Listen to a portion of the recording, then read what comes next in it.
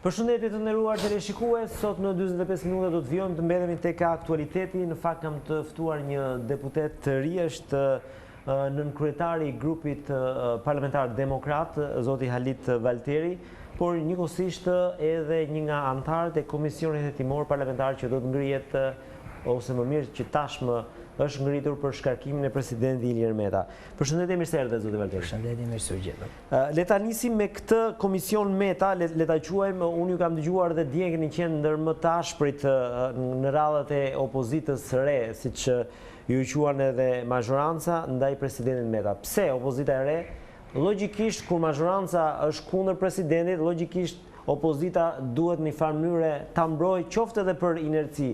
Pse ju jeni kundër presidentit Ilir Meta? Atëherë falenderoj që na quani opozita e re, sepse që nga vetë fakti opozita e re na diferencon nga e vjetra e kësaj kaste politike që për 29 vite ka bashkëpunuar me njëri tjetrin pa ngjyrime politike dhe kanë bërë këtë mullarin e madh që nuk po ja, ose këtë mishmashin e madh që nuk po japin drejtim me njëri tjetrin dhe sot. Komisioni hetimor është i propozim për 55 deputetësh, janë të njëjtët deputet që edhe e vunë Ilir Metën. Po, një pjesë e mirë kanë votuar, është vërtet. Një pjesë e mirë, po të gjithë. Të gjithë ata e kanë votuar? 55 deputet janë të mazhorancës. Dhe 88 votat që e bën Ilir Metën, sot po i shpusin 55 dhe po i kërkojnë shkarkimin e tij. Zanafilla e pozicionimit të grupit ton parlamentar kundër presidentit Ilir Meta fillon që me pozicionimin ton kundër dekretit për datën e zgjedhjeve 30 qershor. Duke qenë se opozita e re nuk njihe nga presidenti, quheshim ilegjitim, quheshim kloun, quheshim me lloj-lloj zhargoni ose gjuhë të përdorur nga kryetari i LSI-s de facto, dhe jo presidenti i Republikës, i cili bën dekretime, bën çuditëra që thot një datë që e kishte dekretuar në 30 qershor dhe thonte nuk ka zgjedhje se do vriten shqiptarët, nuk ka zgjedhje se do ndodhi luftë civile, nuk ka zgjedhje se do përplasen, dhe ja ku jemi pas 30 qershorit, cilët u votuan votime, u zhvilluan votime, për mendimin tim se nuk janë zgjedhje, por nuk pa asnjë shqiptar të vritet, nuk pa asnjë shqiptar të përplaset me njëri tjetrin, sepse tek e fundit ne jetojmë në komunitete kur askush nuk prish terezinë e tij të mbarvajtjes jetës për karriget e Monika Kryemadhit, Lulzim Bashës apo kujdo politikani tjetër. Megjithatë, le t'i kthehemi këtij momenti. Pse pavarësisht ky është motivi kryesor që ju jeni bashkuar socialistëve, fakti që Meta nuk ju njeh, unë i mbaj mend deklaratat e tij ku është prehur se gjithë ata që erdhën nga listat e PD-s dhe LSI-s nuk janë deputet legjitim. Është ky, le themi, një moment që ju ka bërë që ju të kundërpërgjigjeni duke marrë pjesë në këtë komision? Jo. Ne nuk merremi me gjërat personale. Që do të thotë, na njeh tani Ilir Meta tek e fundit, për ne Ilir Meta e ka humbur të drejtën të jetë presidenti i shqiptarëve. Që nga momenti që për arsye personale dhe konflikt interesi, sepse ai bashkëdrejton opozitën shqiptare me anë të bashkëshortës së tij, atëherë që nga ky moment merr fund, domethënë përplasja opozite e re dhe përplasja institucionale opozite e re presidenti i Republikës. Unë e kam shprehur publikisht në gjitha daljet e mia, se gjithmonë më kanë thënë që i ashpër me presidentin e Republikës, ka ardhur koha që të themi atë çka mendojnë shqiptarët ndërsi, atë çka diskutojnë shqiptarët në jetën e tyre, frikën e madhe që kanë shqiptarët nga kjo kastë e korruptuar, sepse të gjithë e dimë që prej vitit 2000 të gjitha deklaratat e Departamentit të Shtetit nga 2000 dhe për 19 vjetët e fundit thonë që janë një kastë politikanësh të korruptuar që kanë miliarda euro dëm që i kanë bërë buxhetit shtetit. Dhe mendimi im personal, por dhe që e kam parashtruar sepse ne marrim vendime në grup atje ku jemi, kemi një grup parlamentar, cilët diskutojmë dhe hedhim teza dhe dalim të gjithë një qëndrim përbashkët, unë nuk jam vetëm për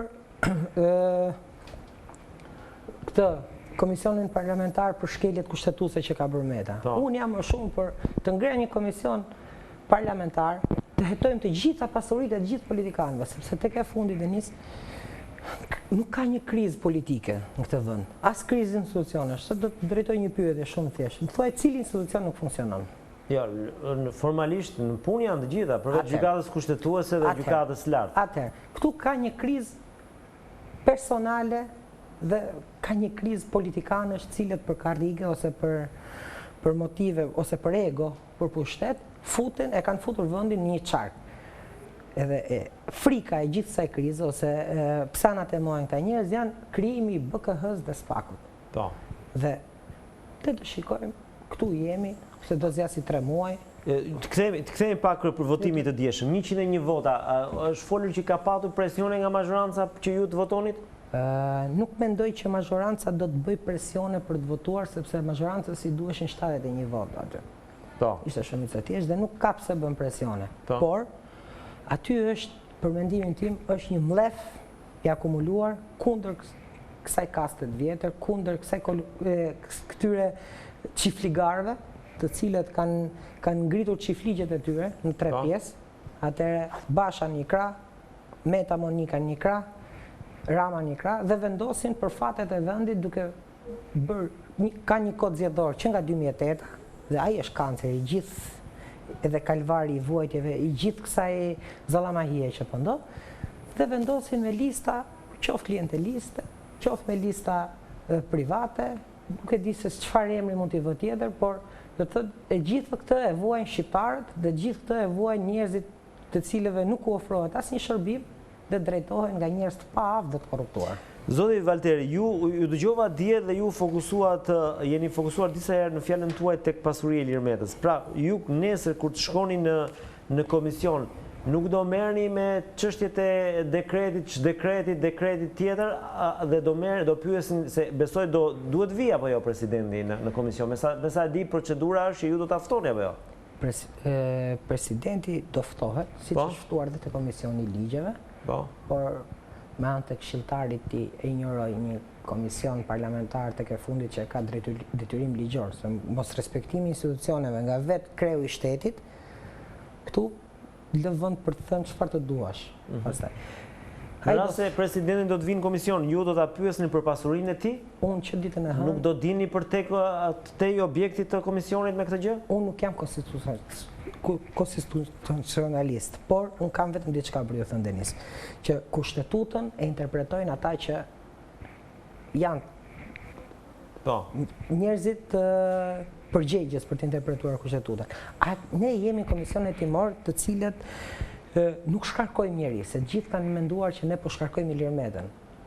Ne jemi njerëz cilët kemi mbledhur, kemi dyshimet tona që presidenti i Republikës ka shkelur kushtetutën, do t'i analizojmë këto fakte, do t'i çojmë për interpretim gjykatës kushtetuese, sepse ne kemi 3 muaj kohë për të bërë punën tonë dhe për të bërë një raport. Por mbi gjitha, unë që ditën e hënë do t'i drejtoj letër si deputet të Republikës Shqipërisë, kam të drejtë ligjore që çdo institucioni t'i drejtoj letër dhe t'i kërkoj informacion për zotërinë fjalë. Do t'i dërgoj një letër të gjithë institucioneve përkatëse që nga viti 90 dhe deri sot se si ka ndryshuar pasuria e zotit Ilir Meta dhe familjes tij.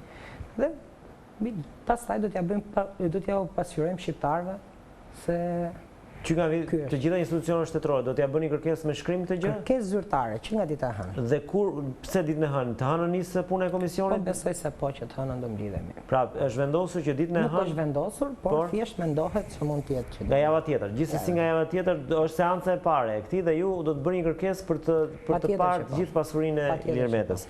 E kam të drejtë ligjore dhe kam të drejtë që të gjithë qytetarët cilët më kanë votuar, t'ja pasqyrojmë me fakte, me shifra, se kush janë pasurit e deklaruara dhe të pa deklaruara, sepse shqiptarët pak a shumë i dinë gjërat. Nëse presidenti nuk do vinë në komision, ç'do bëni ju si komision? Atëherë presidenti është i lirë mos të vinë as si komision, sepse nuk ka komision që e detyron presidentin e Republikës të vi. Thjesht do vazhdojmë punën dhe presidenti mund të vazhdojë pushimet në plazh me video, selfie ose ka një unanimitet nga gjithë grupi juaj, zoti Valteri, për këtë që do t'i bëni presidentit? Grupi parlamentar demokrat nuk funksionon pa unanimitet, që do të thotë. Ne marrim vendime kolegjiale, marrim vendime të përbashkëta, pasi diskutojmë të gjithë çështjet, të gjithë hedhim tezat tona dhe në fund fare dikush mund doj, dikush mos të doj ose mos ta mbështes, por gjithsecili respekton atë frym të grupit, për sa kohë ka marrë përsipër që të jetë brenda grupit tonë demokrat. Dua t'ju bëj një pyetje që ka të bëjë me kohën në fakt, për ta mbyllur këtë pjesë të parë në raport me presidentin. Në rast se do të vi puna që do të kërkohet nga Komisioni Hetimor për Parlamentin, shkarkimi i Ilir Metës ose propozimi për shkarkim, si do të jetë vota e Halit Valteri, siç është sot apo do ta gjykoni gjatë punës së komisionit? Atëherë, unë jam me fat që jam në atë Komision Hetimor, sepse tek e fundit do jem vetë aty për të parë dhe për të diskutuar gjithçka për çfarë flitet. Mendoj që nëse do të bëjmë një punë të pastër, pa ndërhyrje, dhe të mos priremi nga njohjet personale ose si ta them, pjesa që lidhja miqësore me presidentin, sepse tek e fundit Ilir Meta ka qenë pjesë e kësaj magjorance, e kësaj shumice që po them sot. Do të dalim konkluzione dhe nëse gjykata kushtetuese do të na jap të drejtën, sepse unë nuk po i bëj gjyq presidentit të Republikës, nuk jam gjyqtar. Fillimisht duhet të jeni ju që të votoni, pastaj gjykatë shkojnë gjykatë. Pra, po zvotuat ju, s'ka ku shkon gjykatë. Për sa kohë unë kam qenë nga ata njerëz që kam pasur mendimin pro shkarkimit presidentit Ilir Meta dhe kam dhe argumentat e mia të cilat do t'i paraqes në Komisionin Hetimor. Nuk dua t'i bëj publike më parë, sepse do i prisha sekretin, saj pune çfarë kam bërë, por vota ime personalisht, dhe kam argumentuar dhe në grup, është pro shkarkimit të presidentit të Republikës. Flasim pak për atë që është dhe le të themi opozita juaj e re në parlament. Shoh që ju her pas here jeni ashpër edhe me mazhorancën. Megjithatë, është e mjaftueshme kjo, ndërkohë që ju kanë vënë re votoni shpesh pro mazhorancës. Unë kam votuar vetëm një herë pro mazhorancës. Vota ime është dhënë një herë pro mazhorancës për dekretin e presidentit të Republikës dhe një herë tjetër kam votuar një ligj për minatorët që të bëjë një shtesë 30.000 lekë të vjetra. Tek e fundit kjo nuk është bashkim votash me mazhorancën, por është që t'i hap rrugën që një shtres e Shqipërisë, cilët vuajnë nga mëngjesi deri në darkë me vështirësitë e punës, të marrë një lloj shpërblimi nga shteti shqiptar, cilët ata i kanë paguar, i kanë dhënë aq shumë për të mos i marrë as pak nga vlera e kësaj gjëje. Do të bëj hapur qëndrimin tim, unë do të bashkoj votat me mazhorancën çdo herë që është në të mirë të shqiptarëve, çdo herë ku ka projekte, por jo si ato PPP të famshme, do jem kundër gjithë vjedhjeve që i bën shqiptar, por nëse ka një ujësjellës, nëse ka një bypass, nëse ka një të mirë për komunitetin, unë nuk e quaj bashkim votash me mazhorancën. Unë e quaj detyrim ligjor që i kemi atyre njerëzve cilët na kanë votuar dhe na kanë mandatuar. Ka deputet grupit tuaj, zoti Valteri, që pak nuk kanë dëgjuar, që e kushtozojnë votën pro shkarkimit Metës me ndryshimet kushtetuese të sistemit zgjedhor. E njëjta gjë ndodh dhe me ju? Ata nuk janë thjesht deputet, ai është vendimi unanim i grupit parlamentar demokrat, cilët kemi thënë dhe trumpetuar me të madhe që votat tona për shkarkimin e Ilir Metës duhet jenë ose janë të kushtozuara me ndryshimet e kodit zgjedhor. E kemi filluar me propozimin që bëri dhe zoti Zeneli, që për shkak të përgjimeve bil, nga përgjimeve që ndodhen dhe u pasqyruan nga bil, që ku ishte tërmeti gjiknuri, ne kërkuam në mënyrë të panegociueshme, ose ne do ta braktisim atë komision, shkarkimin e bashkëkryetarit komisionit të reformës zgjedhore, zoti Gjiknori, sepse unë nuk mund ta gjykoj, sepse ka gjykata që do ta gjykojnë, por për sa kohë ai merr pjesë në përgjime, merr pjesë në shitblerje votash, merr pjesë në me grupe çunash të fortë në përfugona, atëherë nuk mund të jetë ai dhe nuk ka të drejtën që të jetë pjesë e... Po, unë kam dëgjuar këtë kërkesë të zoj Zeneli, çfarë ka ndodhur që nga ajo kërkesë? Ka një reflektim nga mazhoranca? Keni informacione që Gjiknuri mund të largohet nga një komision? Patjetër që Po? Ka një reagim nga mazhoranca. Gjiknuri zëres është larguar nga një komision, thjesht çështje ditësh është që të... Në ç'kuptim është konfirmuar nga burimet tuaja kjo që Gjiknuri do të largohet nga komisioni? Po ta shikosh që nga dita që kemi bërë në deklaratën, nuk është mbledhur asnjë komisioni reformës zgjedhore. Që do thotë duhet të ishte mbledhur ndërkohë? Duhet të ishte mbledhur dhe nuk është mbledhur për shkak sepse duhet gjejmë gjuhën, palët për të cilë një njeri të papërlyer dhe të përfolur. Ky është lajm, zoti Valteri. E keni të sigurt këtë gjë që mungesa e mbledhjes komisionit varet nga fati i Gjiknurit? Tani, grupi parlamentar demokrat ka 4 anëtar në këtë komision. Dhe po ta them sot që asnjë nga ata 4 anëtar nuk shkojnë në komision për sa kohë nuk na plotësohet kërkesa jonë. Largimin e zotit Gjiknurit. Për sa i përket objektit të këtij komisioni, zoti Valteri, po ka filluar të merret në shqyrtim propozimi juaj për ndryshimin e sistemit? Atëherë ne kemi bërë propozimin ton, do bëjmë amendimet tona, do paraqesim draft të rezolutat tona se si mund ta ndryshojmë sistemin. Zonja Hajdari po bën një punë intensive me ekspert vendas huaj në këtë komision, kështu që na mbetet vetëm të presim ditët në vazhdim për t'i treguar shqiptarëve variantin ton dhe nëse na i mbështesin apo jo, të marrin feedbackun nga kjo në madhe.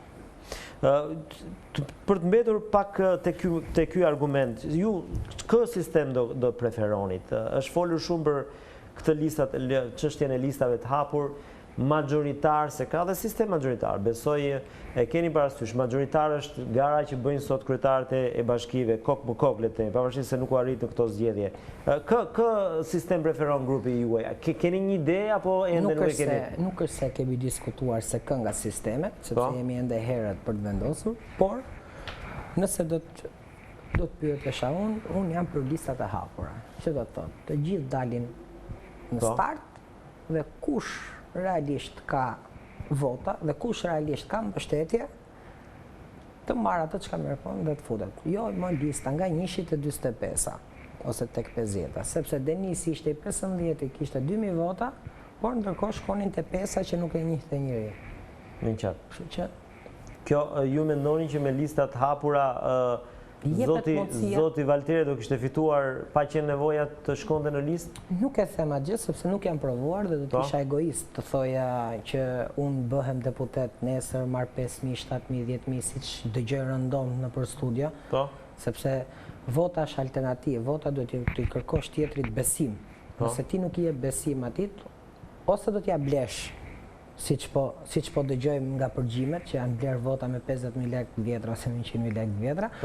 Por, për mendimin tim, vota është frym dhe është besim. Kështu që, në 2 vjet që do jemi në parlament, unë do luftoj fort që nesër në atë zonë elektorale ku t'jem, zëri im, do më thënë, të qenë zëri i qytetarëve të cilët nuk m'jave. Zoti Valteri, kur thoni 2 vjet që do jeni në parlament, ju pra ashtu si mazhoranca nuk e merrni fare në konsiderat që mund të ketë zgjedhje parakoshme në këtë vend? Po si mund të ketë zgjedhje parakoshme? Një ditë bukur vetë kryeministit të çojë vendin në zgjedhje parakoshme, nuk do ishte diçka e hatashme apo jo? Po në këtë vend Denis ne kemi parë, kemi 29 vjet që nuk është punë dëshirash kjo. Sepse ka projekte, ka faktor brendshëm dhe të jashtëm të cilët ndikojnë në vendimmarrje. T'ishte për Rama kishte ikur më përpara.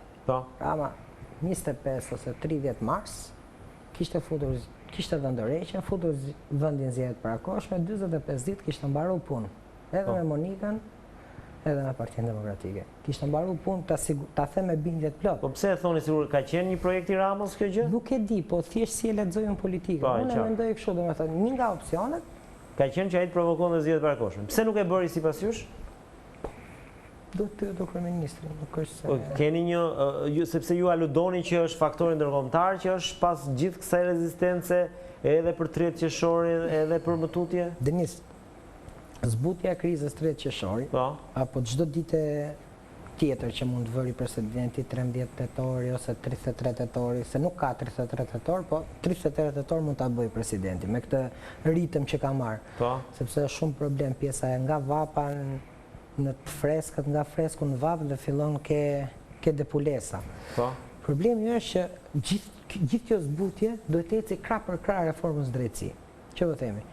Nuk po i marr me emra, por shumë eksponent lart politik e kundërshtojnë reformën drejtësi dhe Rama ka gjetur mundësinë më të mirë, sepse Rama kundërshton për veten e tij reformën drejtësi. Se po na thoni këta të opozitës jashtë parlamentare, se ne e kanë ndarë tani, se ne pjesë opozitës jemi, nga opozita kemi ardhur, po thjesht është bërë kjo e re, e vjetër parlamentare rrugore. Ju kam përshtypjen keni qenë edhe në çadrën e 2017-s apo jo? Kam qenë në çadër e prisja Ilir Metën që trëzonte Ramën. Po të të dërheqen Ilir Meta, shkonim në para Ramën kryeministër dhe i plotësoi Bashës dëshira. Po pse nuk e dha Ilir Meta atëherë dorëheqjen? Duhet ta pyesim Ilir Metën se i shijovi. Ishte marrëveshje politike, u zgjodh me 88 vota nga majoranca. Tani, sot, ne që po flasim, është në mënyrë paradoksale, Edi Rama ka marrë në dorë flamurin e reformës drejtësi. Partia Demokratike, Lëvizja Socialiste Integrim dhe gjithë furgoni i partive opozitare, se është bërë njësi këto partitë e vogla, domethënë që asnjëherë nuk kanë dalë deputet të vetëm, por gjithmonë kanë dalë nga votat e demokratëve, nga marrëveshje që kanë bërë me liderat e Partisë Demokratike, qoftë me Berishën, qoftë me Bashën, asnjë vot nuk kanë marrë, as Fatmir Mediu, as Dashamir Shehi, as Shpëtimi Idrizi, se Shpëtimi Idrizi dilte vetë në Fier. Pse duhet hynte në listën e Partisë Demokratike, të cilët e kanë shfrytzuar Partinë Demokratike dhe sot na bëjnë sikur këta janë poli i vetëm që ndryshojnë vendin, thonë që Rama ka kapur reformën drejtësi. Po mirë, po e marrim si shembull që Rama ka kapur reformën drejtësi. Kë ka kapur? Reformën drejtësi kush po e bën? Po e bën Rama? Apo është investim? Opozita këtë pretendon. Ja, pra, të jap një shpjegim të thjeshtë, një shpjegim shumë të thjeshtë.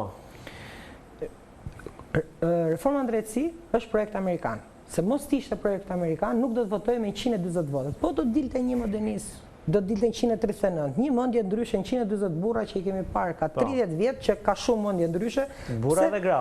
Po mirë, kur i them burra, më falni se ata burra dhe gra. Burrat janë më vështirë të imponohesh. Këtë drejt. Burra dhe gra, 140 në unison të komanduar nga mëngjesi deri në darkë, tak shkuan dhanë votën për reformën drejtësi. Atëherë këtë reformë drejtësi e ka kap Rama? Atëherë nëse Rama që nga kaq i fortë sa që kap ka Amerikën, po bravo i qoftë, po se të ke fundit. Se po lodhemi ne. Dua t'ju bëj një pyetje me argumentet e disa eksponentëve të opozitës. Besoj ju keni disa momente ju kanë parë që të debatoni me Ramën. Ka shumë ose ka eksponentë të opozitës që mendojnë që Rama është një diktator që synon t'i kapë gjitha pushtetit. Cili është qëndrimi juaj? Do të them diçka, Denis, që ju e keni frikë Ramën në këtë drejtim? Unë Ramën nuk e kam frikë, sepse për mendimin tim Rama është ai që duhet na ketë frikë ne. Që do të thotë, nëse djemë dhe vajza si unë ime, cilët nuk kanë bërë asnjë dëm ekonomik këtij shteti, asnjë dëm monetar, nuk kemi vjedhur as 100 darkë, nuk kemi qenë kurrë në pozicione drejtuese, por kemi ardhur nga jetët tona, nga familjet tona, nga punët tona private dhe kemi ardhur të pastër në atë parlament. Rama duhet friksohet nga ne, të cilët nuk na intimidon dot. Për sa i përket pjesës që a duhet ta kemi frikë në Ramën? Po, a i shikoni ju Ramën si një diktator, si që përshkruajnë disa elemente opozitës, por edhe analistë që synon të kapë gjithë shka? Që synon të akthej vëndin në komunizëm, në monizëm? Në mendimin, komunizmi ka vdekur Shqipëri që nga 1985, a kur vdiq. Kjo është një pyetje dhe personale, sepse ju e keni përballë Ramën aty në një farë mënyrë edhe... Që nga viti 1985 ka vdekur komunizmi në Shqipëri. Nga 85 deri në 91 u përgatit se kush do të ishte demokracia në Shqipëri. Dhe sot kemi të njëjtët njerëz, cilët kanë drejtuar për 70 vjet Shqipërinë. Po. Mendoj që Rama është politikan i zgjuar dhe është politikan që e di që në momentin që ti fillon ti kapësh të gjitha, atëherë ke marrë fund. Rama sulmonte Sali Berishën në 8 vjet opozit, ke kapur drejtësinë, ke kapur shikun, ke kapur mediat, ke kapur çdo gjë dhe shqiptarët përpos premtimeve që bëri Rama 300.000 vende pune, shëndetësi falas e bla bla bla, të cilët asnjë nuk u mbaj, mendonin që ky do ishte një lider ndryshe. Por ditën e parë që erdhi në pushtet, u bë kopja më e shumtuar e Sali Berishës, sepse ky Sali Berisha nuk e kopjon dot. Lider dhe personazh politik me të mirat dhe të këqijat e veta, më të madh se Sali Berisha në 30 vjet nuk është se ka lindur. Kështu që mendimi pra personale. Nuk është edhe vi nga. Por ju që ta mbyllim këtë argument, ju nuk ja keni frikën një lloj dominimi të gjitha pushteteve që mund të ketë kryeministri siç thon disa, Nuk e di se çfarë thon njerëzit, po unë di të them vetëm kaq, me çfarë shikojnë në parlament ose me çfarë shikoj këto kohë që jam aty në komisione dhe në jetën time parlamentare. Rama nuk ka kapur dot akoma as të gjithë kapilarët e Partisë Socialiste. Kështu që për të kapur shtetin është shumë të duheshëm. Okej. Zoti Valteri, kthehemi pak edhe tek ajo data 13 tetor. Ju në fakt në një farë mënyrë thatë që presidenti Meta mund caktojë 33 tetorin. Megjithatë, nuk ju duket interesante propozimi i tij që në 13 tetor të mbahen zgjedhje si lokale, si të përgjithshme, si dhe zgjedhje për presidentin. Si ju duket ky propozim? Ky propozim duket si ato PPP të Ramës, 3P. Por po ta marrim ta shqyrtojmë. Kjo për 3 palë zgjedhje në 3 palë zgjedhje, 3 PPP, po thoni ju, të presidentit. Përgjithshme, përkohshme, të pjesshme, si do t'ja vëjmë emrin. E qartë. Problemi është që këtu që kur nisu biti skeq. Që do të thotë? Presidenti cakton një datë të zgjedhjes. Atëherë, kush do t'i organizojë këtë zgjedhje? Kush do futet në zgjedhje? Nuk e dim tani, nuk e dim si do jetë fati i 30 tetorit. Po marrim shembull pra. Në rast se ka një marrëveshje, besoj. Në rast se do kishte një marrëveshje mes palëve. Marrëveshje mes palëve, Denis, mund të bëhen sa të duash. Por palët kanë ndryshuar tashmë. Që do të thotë? Palët nuk janë më ato çka kanë qenë. Nëse duan bëjmë diçka për Shqipërinë, nëse do të bëjmë pazar politik, atëherë hajde të ikim gjithë nga aty dhe ta lëmë këtë vend si pazar i gjasgjallë. Më jep kaq, t'jap kaq, sepse kështu është bërë deri në sot. Mendoj që palët kanë ndryshuar dhe palët jemi ne që jemi mandatuar njëra palë. Dhe për sa kohë ne kemi të drejtën ta shprehim me votë në atë parlament, do të thotë që ne nuk bëhemi pjesë asnjë pazari politik dhe asnjë marrëveshje politike, siç ishte ajo 17 majit, siç kanë qenë 2008 për reformën zgjedhore, dhe siç mbaj mend marrëveshje të shumta që shumica e shqiptarëve as nuk e di as thelbin dhe as kur janë bërë këto marrëveshje. Kështu që nëse Rama dhe Basha bëjnë marrëveshje, humbin shqiptarët, humbin njerëzit cilët. Po pak shku tek marrëveshja Rama Basha. Për ju 13 tetori është thjesht një ditë e diel, asgjë më shumë? Për mendimin tim, me sa kam kuptuar unë, 13 tetori nuk po e do as Basha as Monika. 13 tetori e ka. Jo, LSI-ja e ka përkrahur, ka thënë jemi gati për të shkojmë në zgjedhjen në 13 tetor. Nga zoti Basha nuk kam dëgjuar. Unë dëgjova edhe Monika Kremallin që tha që kur tiki nga presidenti Ilir Meta, e ftoi që të hyjë në garë me mua. Shpresoj të përkoj dita e shkarkimit përpara 13 tetorit dhe në 13 tetor të Pallati i Sportit Osllarusi të garoj Monika Kremalli kundër Ilir Metës kush do ta marrë korporatën Lëvizja Socialiste për Integrim. Kjo është për ju gara 13 tetorit. Për mendimin personal. Kthehemi pak tek ajo që është partia juaj. Nuk e di, besoj, pavarësisht se ju kanë përjashtuar, ju mbeteni një antar i Partisë Demokratike, si është ky moment? Unë e pyeta pak ditë më parë dhe zonjën Hajdari, edhe ajo u shpres të drejtën për qenë demokratë nuk ma heq askush, por ju realisht jeni më pjesë e partisë dhe aspironi nesër që t'jeni pjesë e Partisë Demokratike, zoti Valteri, se jeni shumë i ri në moshë, sa i keni nisur karrierën politike? Unë dhe familja ime kemi aksionet tona, sa do të vogla, në Partinë Demokratike, që është një investim për 29 vitesh. Dhe një investim për 12 vitesh i imi. Që do të thotë, Partia Demokratike nuk përjashton askënd. Sepse nëse do ta bënte nuk do quajmë demokratike, po do quaj komuniste. mund të përjashtohesh nga funksionet drejtuese Po? të cilat ti ke mbajtur më parë, siç kam qenë kryetari i Forumit Rinor, dhe nëse ti shkel një vendim të Këshillit Kombëtar, ti përjashtohesh nga funksioni cilën ti mban. Por të përjashtohesh antar nga Partia Demokratike.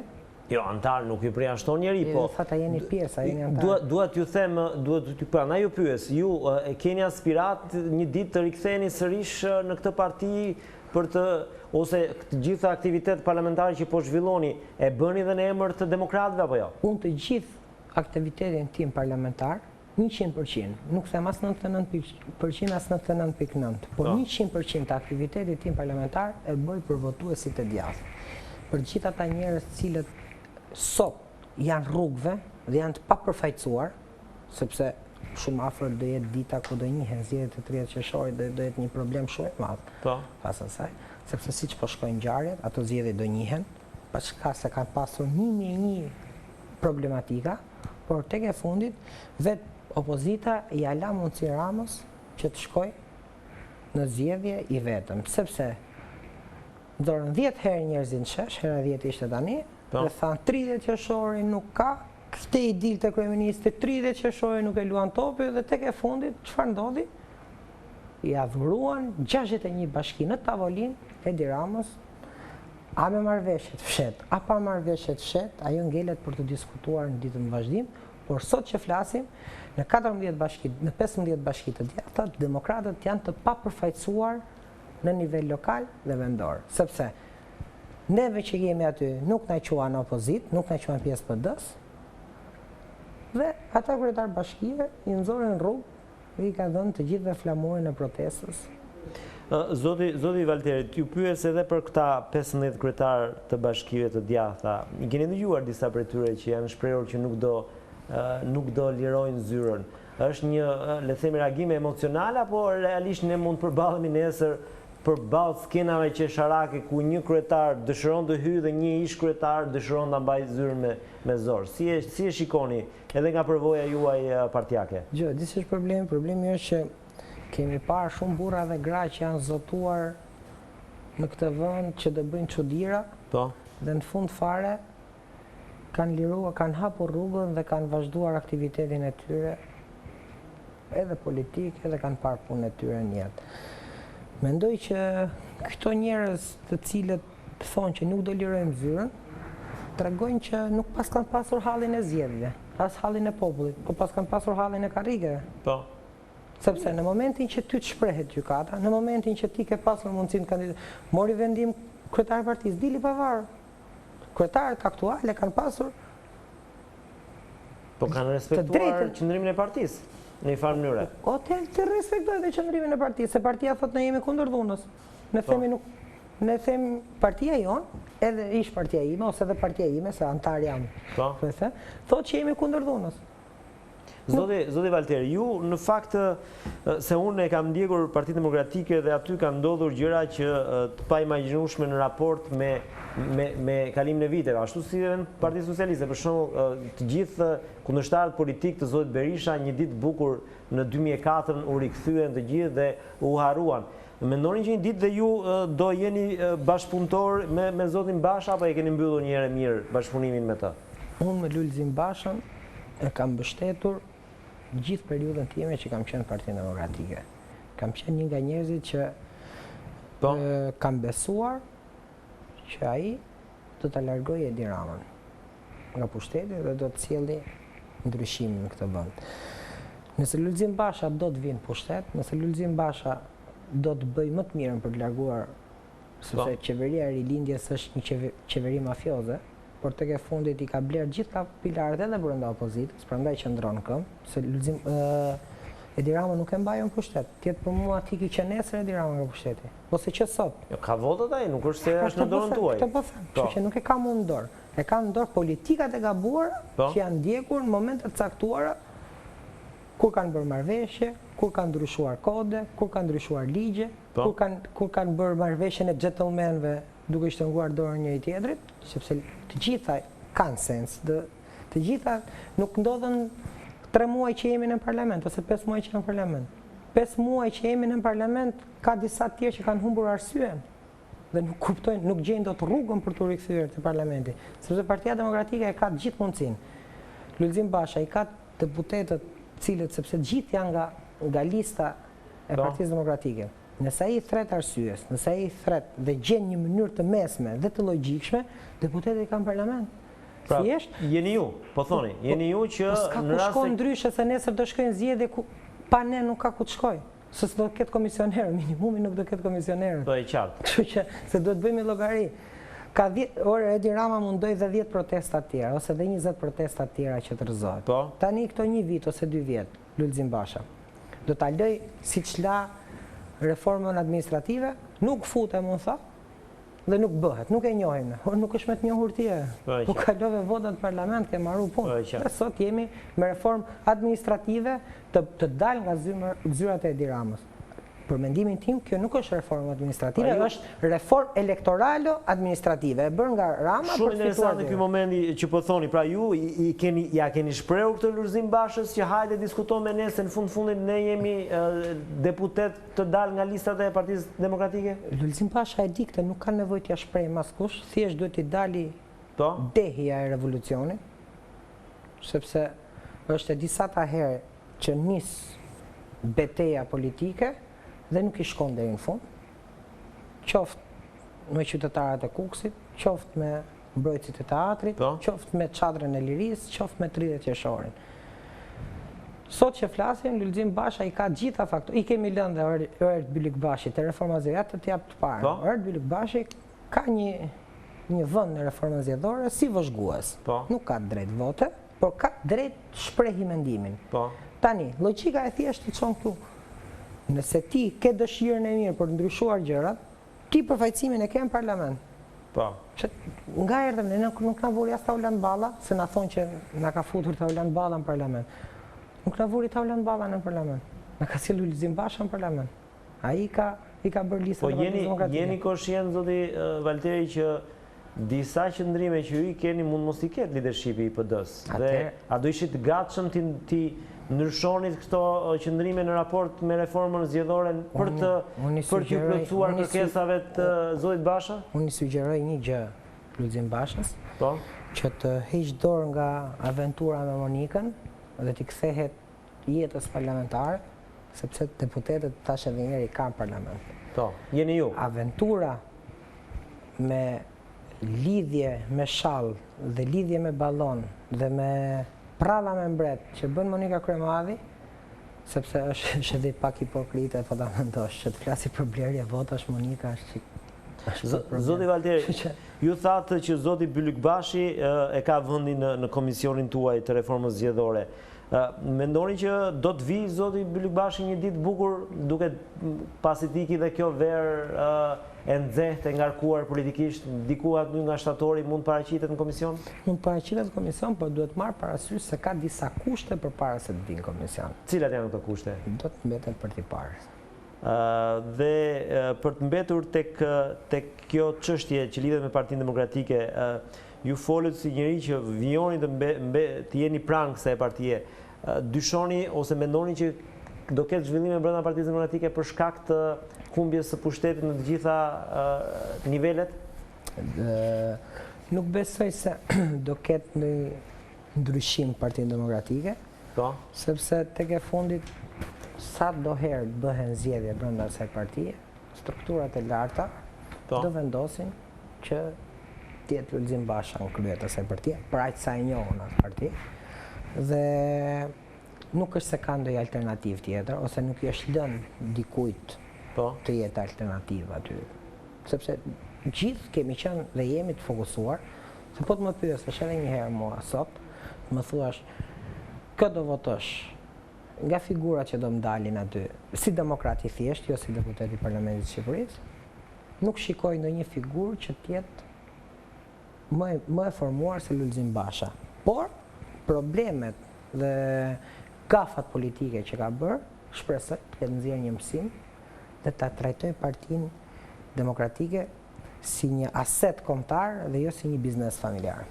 Ju mendoni që protestat do të rifillojnë sërish në shtator, apo tashmë është mbyllur ai kapitull ramaik me idenë për të imponuar rrezimin e qeverisë Rama nëpërmjet protestave? Denis, ne të dy mund të dalim tani përpara kryeministrisë dhe të na bashkohen, aq sa na bashkohen, një grup njerëzish, dhe të bërtasim nga sot deri në 13 tetor, kur ka vendosur datën 1 Meta, të rrim aty pa lëvizur, themi ramaik. Mendoj që me 10 protesta kombëtare, që i shkullëm njerëzit nga Saranda deri në Tropoj, erdhën, ndëjtën 2 orë dhe u larguan, nuk zgjidhëm gjë. Provuan të gjuajnë me gurat, provuan të gjuajnë me molotov, provuan të bëjnë lloj formash, prap Rama nuk lëvizi. Sepse tek e fundit është votuar dhe ne e kemi certifikuar Ramën me 2 vjetë qëndrim parlament. Dhe hipokrizia që thonë që ne po jemi paterice Ramës, ne po japim oksigjen Ramës, ja ka dhënë Partia Demokratike dhe Lëvizja Socialiste për 2 vite me radhë të oksigjen. Mos na thonë se fillojnë dhe thonë shqiptarëve, thonë që nuk kemi pasur përgjime. Përgjimet kanë qenë aty në zyrtar. I ka pasur Adriatik Lalla, i ka pasur Arta Marko. Thjesht nuk ka pasur vullnet politik, sepse të përgjuar janë të 2 palët, ose të 3 palët.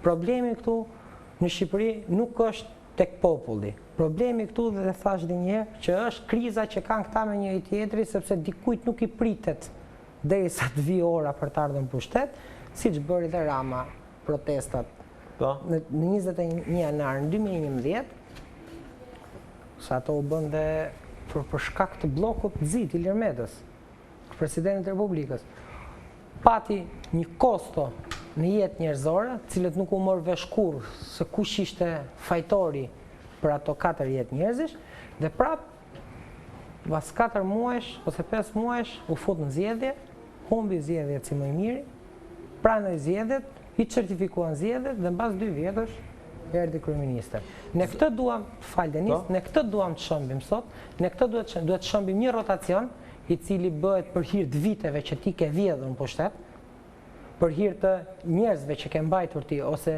grupeve të interesit, biznesmenëve të cilët ti i ke ngopur ose mbi ngopur me tendra, dhe ata vendosin sa në një qeveri dhe një qeveri tjetër.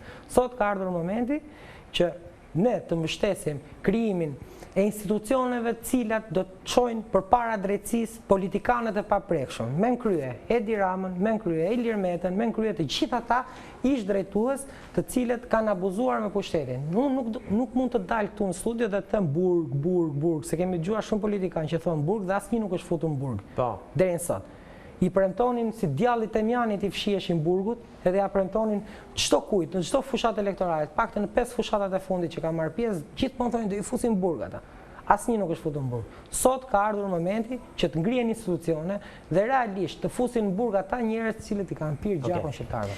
Zoti Valteri, 45 minuta tona kanë përfunduar, të uroj suksese në këtë karrierë të gjatë, besoj, në politikë, dhe është një karrierë që shpresojmë mos tjetë si këto 30 vitet e politikës që ne kemi parë deri tani. Faleminderit për intervistën. Faleminderit ju, dhe shpresoj që gjithë shqiptarët të ndërgjegjësohen dhe të mos intimidohen nga politikanë cilët janë përpolitjet e fundit të jetës tyre politike.